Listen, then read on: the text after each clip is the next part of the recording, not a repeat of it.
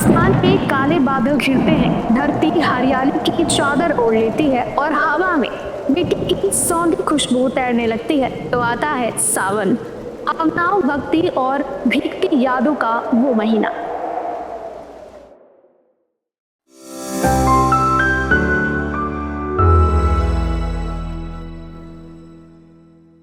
सावन हिंदू पंचांग का 5वां महीना केवल एक मौसम नहीं, ये एक एहसास है। शिव भक्ति में लीन कंवरिये, मेहंदी लगे हाथों वाली लड़कियां, झूले पर झूलती बहनें और हर मंदिर में गूंजता हर हर महादेव। मान्यता है कि इसी पवित्र महीने में भगवान शिव ने माता पार्वती को पत्नी रूप में स्वीकार किया था, इसीलिए ये महीना विवाह, प्रेम और समर्पण का प्रतीक है। वहीं हरियाली तीज, नाग पंचमी, रक्षाबंधन, श्रावण सोमवार और कांवड़ यात्रा इसे और भी पावन बना देते हैं। लेकिन सावन सिर्फ धार्मिक महत्व नहीं रखता है, ये प्रकृति का उत्सव भी है। तपती जमीन को जब बारिश की पहली बूंद छूती है तो वो सिर्फ मिट्टी नहीं भिगोती, भीगते हैं दिल, यादें और कई अधूरी दास्तानें। अब बात करते हैं हम सावन क्यों मनाते हैं। दरअसल सावन मतलब शिव और शिव मतलब सनातन। ये महीना सिर्फ बारिश नहीं लाता, ये देवों के देव महादेव का जागरण कराता है। बता दें, समुद्र मंथन में जब हलाहल निकला तो ब्रह्मांड विनाश के कगार पर था। ना देव बच सकते थे, ना असुर। उस जहर को कंठ में उतारकर शिव ने ही सबकी रक्षा की थी। अभी तो इस महीने शिवलिंग पर जल, दूध, दही, शहद, बेलपत्र चढ़ाना ये सिर्फ आस्था नहीं, ये शुक्रिया है उस भोलेनाथ का जो खुद जहर पीकर हमें अमृत दे गया। सावन के पावन महीने में जैसे हर एक मंदिर की अलग ऊर्जा होती है, बिल्कुल वैसे ही 12 ज्योतिर्लिंग की भी अलग मान्यता है, जो कि एक अलग एहसास देता है। बता दें कि ज्योतिर्लिंगों को ज्योति इसलिए कहा गया है क्योंकि ये वो जगह है जहाँ शिव ने आग के स्तंभ के रूप में खुद को प्रकट किया। ब्रह्मा और विष्णु ने शिव को अलग अलग रूपों में जानने की कोशिश की, कोई सिर तक नहीं पहुंच पाया और ना ही कोई पांव तक। यही मतलब है शिव का आदि भी अनंत है और इसीलिए ज्योतिर्लिंग अनंत ऊर्जा का प्रतीक है।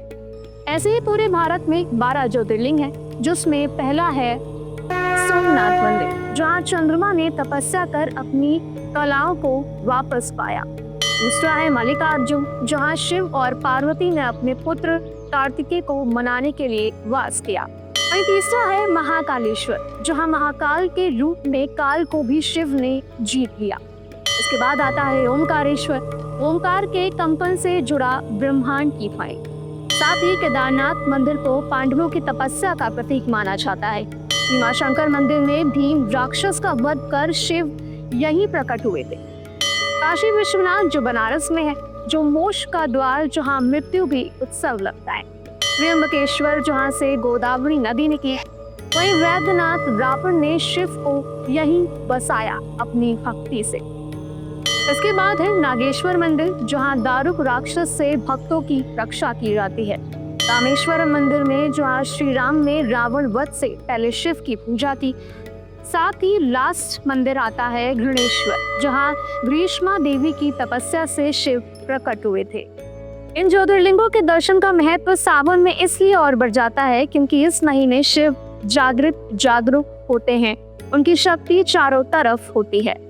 16 सोमवार, ये व्रत सिर्फ आज का ट्रेंड नहीं है, इसका सीधा संबंध सनातन परंपरा से है। कहते हैं माता पार्वती ने भोलेनाथ को पति रूप में पाने के लिए कठिन तप किया था और सोमवार के दिन व्रत रखकर शिव को प्रसन्न किया था। और जो सच्चे मन से सावन के सोमवार का व्रत रखते हैं, उनकी हर मनोकामना पूरी होती है। कुंवारी कन्याएं शिव जैसे पति को पाने का संकल्प करती हैं। 16 सोमवार यानी सावन के 4 सोमवार प्लस उसके बाद के 12 सोमवार। ये व्रत सिर्फ एक रस्म नहीं, ये भरोसा है कि तप, संयम और श्रद्धा का, जिससे शिव प्रसन्न होते हैं। पर क्या यह व्रत सिर्फ एक अच्छा जीवन साथी पाने के लिए है? नहीं, 16 सोमवार व्रत सिर्फ भविष्य के जीवन साथी के लिए नहीं है। कोई संतान सुख चाहता है, कोई नौकरी में सफलता, तो कोई घर में शांति। 16 सोमवार का व्रत हर मनोकामना को पूरा करने का प्रतीक है। क्यों? क्योंकि सोमवार शिव का दिन है और सावन शिव का महीना, यानी प्रबल डबल शक्ति। इस दिन किया गया उपवास, दान, मंत्र जाप बाकी दिनों से कई गुना ज्यादा फल देता है। अब बात सोमवार की हो ही रही हो, तब चलिए जानते हैं सावन से जुड़ी कुछ ऐसी मान्यताएं जो सत्य नहीं है। अंधविश्वास। पहला अंधविश्वास है सावन में बाल कटवाना मना है। सच्चाई ये है कि कोई शास्त्र ऐसा नहीं कहता कि सावन में बाल काटना पाप है। दरअसल पुराने समय में बारिश में बाल काटने से इंफेक्शन का खतरा होता था, इसीलिए पुराने जमाने के लोगों ने बाल न काटने की सलाह दी, जिसे हमने डर बना दिया। वहीं दूसरा है सावन में बाल खुला रखो तो अशुभ होता है। कई जगह महिलाओं को बोला जाता है कि सावन में खुले बाल मत रखो वरना घर में अशांति होगी, जबकि असली वजह यह है कि बारिश में खुले बालों में गंदगी ज्यादा जमती है और इसे अशुभ का टैग दे दिया गया है। अब बात करते हैं एक बहुत बड़े अंधविश्वास की। जरा सोचिए, क्या वो शिव जो कुछ शमशान में बैठते हैं राक्षसों को भी वरदान देते हैं? क्या वही शिव किसी महिला को मासिक धर्म के दौरान मंदिर में आने से रोकेंगे? बात करते हैं उस झूठ की जो हमने धर्म के नाम पर महिलाओं के शरीर पर थोपा है। मासिक धर्म वाली स्त्री अपवित्र है, वो शिवलिंग को ना छुए, वो पूजा ना करे। ये धर्म ने नहीं कहा है, समाज ने कहा है, शास्त्रों ने नहीं, तुम्हारे डर ने ये सीमाएं खींची हैं। क्या आपने कभी पढ़ा कि कोई वेद कहता है राजस्वला स्त्री अशुद्ध है? नहीं, शिव तो वैराग्य के देवता हैं, उन्हें ना शरीर की लज्जा है ना लिंग का भेद। लेकिन हमने क्या किया? हमने मासिक धर्म को पाप बना दिया। हमने उस रक्त को अपवित्र कहा जिसे जीवन जन्म लेता है, और ये सब भगवान के नाम पर। आज भी कई जगहों पर लड़कियों को पीरियड्स के दौरान 4 दिन घर के कोने में अलग बैठा दिया जाता है। ना वो पूजा कर सकती है, ना रसोई छू सकती है, जैसे उनके हाथों में कोई जहर लग गया। शादी ब्याह यज्ञ या कोई शुभ काम, बस सुनते ही लड़की को कमरे में बंद कर दो, कहीं उसकी अशुद्धता छू ना जाए। लेकिन आपकी जानकारी के लिए बता दें, यह सिर्फ एक अंधविश्वास है और कुछ नहीं। स्पिरिचुअलिटी की नजर से देखा जाए तो कहा जाता है कि महिला के शरीर में इन दिनों नेगेटिव एनर्जी बाहर की ओर प्रवाहित होती है और मंदिर या दिवाले में पॉजिटिव एनर्जी अंदर की ओर खींचने वाली होती है। इसीलिए ऊर्जा का ये टकराव औरतों के लिए थकावट और बेचैनी बढ़ा सकता है। वहीं साइंस भी कहता है कि मासिक धर्म एक नेचुरल डिटॉक्स है। शरीर अंदर की सफाई करता है, फिर वही शरीर मंदिर में कैसे अशुद्ध हो गया। सावन के महीने में हम भगवान शिव को विभिन्न तरीकों से खुश करने की कोशिश करते हैं, लेकिन हमें वास्तव में क्या करना चाहिए और क्या नहीं, इस पर नजर डालना भी उतना ही जरूरी है। सावन में व्रत रखने का दिखावा ना करें। महादेव को दिखावा नहीं, आपकी सच्ची श्रद्धा चाहिए। शिवलिंग पर जल चढ़ाना है तो गंगा जल या शुद्ध पानी से चढ़ाइए। बेलपत्र अर्पित करना है तो पहले उसे अच्छी तरह धो लो। और अगर आप व्रत रख रहे हैं तो इसका मतलब ये नहीं है कि आप दूसरों के व्रत ना रखने पर सवाल खड़े करो।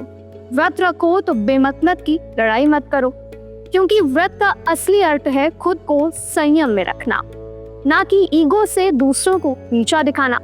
और व्रत के नाम पर शरीर को भूखा रखकर खुद को तपस्वी मत साबित कीजिए। याद रखिए, खाली पेट रहना तप नहीं, शरीर को शुद्ध रखना तप है। व्रत के दौरान फल, दूध, दही ये खाइए ताकि ऊर्जा बनी रहे। आप साबूदाना या समा के चावल भी खा सकते हैं। अब कुछ ऐसे छोटे छोटे उपाय भी हैं जिन्हें सावन जरूर आजमाना चाहिए। हर सोमवार शिवलिंग पर कच्चा दूध चढ़ाना पारिवारिक कलह को शांत करता है। नागपंचमी के दिन नाग देवता को दूध चढ़ाने से शत्रु बाधा मिटती है। और हर सोमवार 5 बेलपत्र शिवलिंग पर अर्पित करने से घर में सुख शांति समृद्धि बनी रहेगी, साथ ही आपकी सारी बाधाएं नष्ट हो जाएंगी। सावन कोई सिर्फ रस्म नहीं है, ये सनातन धर्म की जीवंतता है। लेकिन अगर इसी के नाम पर हम औरतों को, बेटियों को अपमानित करते हैं तो ये समझिए ये अपमान शिव और शक्ति दोनों का है। अब तय आपको करना है कि सावन सिर्फ पूजा का महीना रहेगा या पाखंड तोड़ने की शुरुआत बनेगा। अब तय आपको करना है कि सावन सिर्फ पूजा का महीना रहेगा या पाखंड तोड़ने की शुरुआत बनेगा। हर हर महादेव।